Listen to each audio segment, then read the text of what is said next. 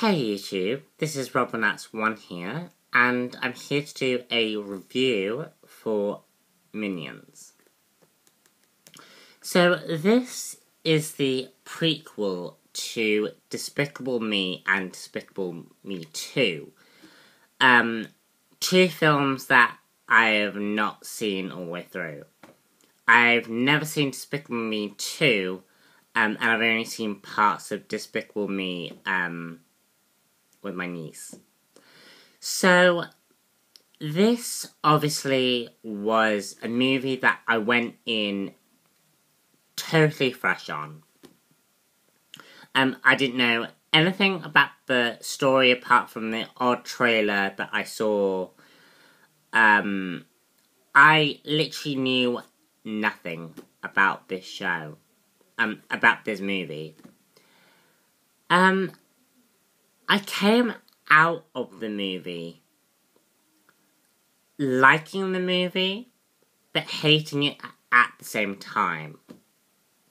I went to see this with a friend of mine, actually, and my friend is actually a bigger fan than I am of the Minions. And, it was very interesting to hear her reaction about this movie, because she said that she didn't enjoy it as much. And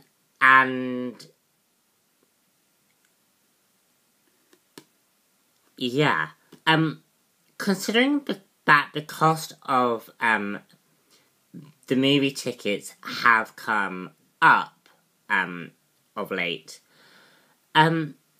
to see her being let down by this movie is a real shame.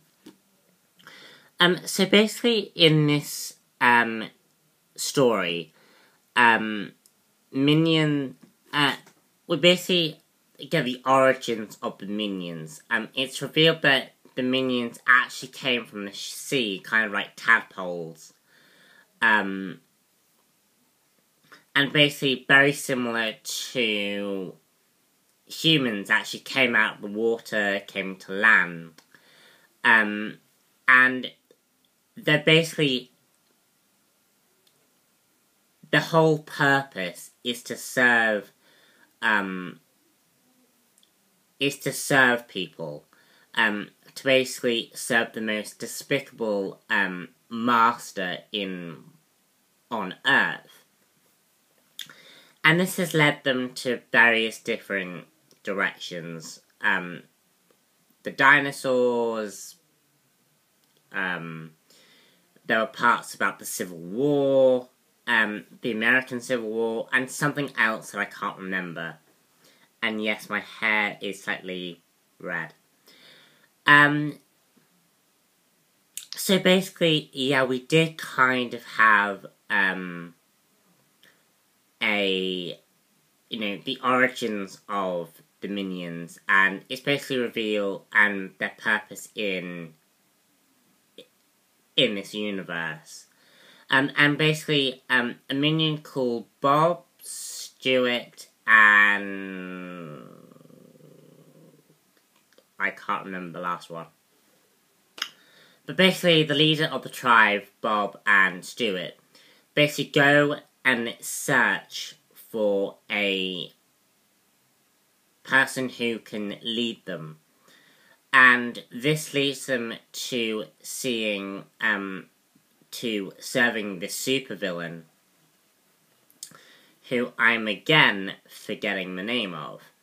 And basically, they serve this female supervillain who is trying to conquer England and try to conquer the monarchy for England. First off, as someone who comes from England, I found the jokes and the references to English history really, really funny. Oh, ow. Really, really interesting. Really funny, sorry. And this movie was very, very funny.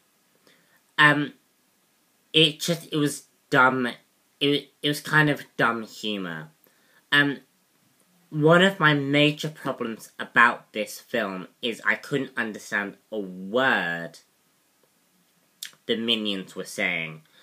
I know this is a kids' film, but one of the reasons why I think Despicable Me and Despicable Me 2 was more successful was because they actually had human characters. So it wasn't all like... Yeah, it wasn't like that, but you actually had normal humans speaking. So you have the minions as secondary characters who were adding the humour, but you actually had another story element as well. And that I do think was a major problem in this film, is that we weren't getting very much focus on the super-villains, who were amazing. Not amazing, but were really, really good in this film. But we didn't... The dialogue was a huge problem for this movie, and at the end, the jokes kind of got a bit annoying.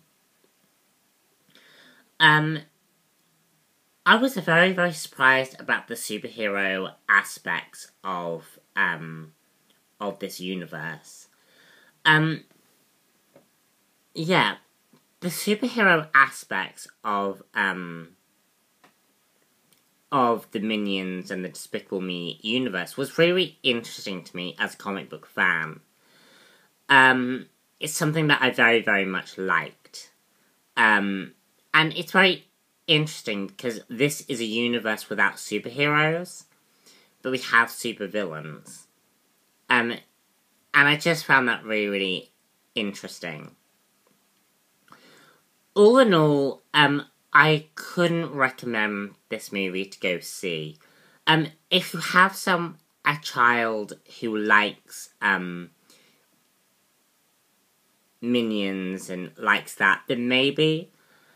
But I think for adults, I think you are gonna sit through the movie and just be like, what the hell am I watching? Or fall asleep. I think there is something here for kids, in terms of jokes and humour, but I don't think this movie necessarily means anything. I don't think there's this deep meaning that you can leave behind for your kids. So for that, quite frankly, you could buy this on DVD. And if you are... I mean, it's definitely not worth multiple viewings, put it that way. And it's definitely only worth it if you're a fan of these types of films. So the next film I'm going to be watching is Ant-Man. Ant-Man comes out in the UK at the end of this week. So I'm either going to see it at the end this week or the end or the beginning of next week. So anyway, guys, I'm Robinax1 here, and I shall see you all very soon for my Ant-Man review.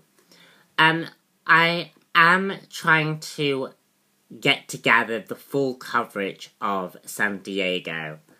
I know that's very, very late, but I am trying to get the coverage out to you guys ASAP. So I'm going to be working on that for the majority of this week, because I'm literally doing everything. I'm literally doing everything that was talked about. All of the major comic book stuff is going to be discussed. Plus, I'm going to do discussions on the trailers as well. So, so look out for all of that very, very soon. It does mean that the TV reviews are going to either be done later on this week or next week. As I simply don't have time to do all of that, to watch the shows and produce normal content. So I'm hoping to get you that either at the end of the week or the beginning of next week. I will also be trying to get the Captain America movie review out to you guys as well. So that might be another reasons why videos are more later than usual. Anyway guys, I'm Rob and that's one here, and I shall see you all for the next one. Bye.